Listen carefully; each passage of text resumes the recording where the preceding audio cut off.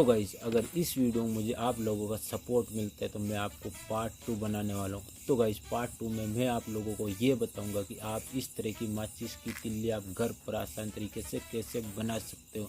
यानी कि गाइज अगर इस वीडियो में मुझे 100+ लाइक्स मिलते हैं तो मैं आपके लिए इसके पार्ट 2 में ये बताऊंगा कि आप इस माचिस की तिल्ली को आप घर पर आसान तरीके से कैसे बना सकते हो। और साथ ही गाइज यार ये एक कमाल की ट्रिक है, इससे आप कहीं से भी किसी भी सतह से स्पर्श करके या टच करके आप जला सकते हो। तो guys I hope you this video like.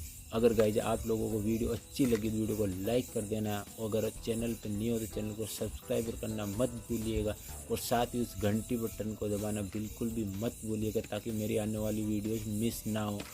तो गाइज मैं मिलता हूँ इसकी नेक्स्ट वीडियो, जब तक के लिए बाय बाय।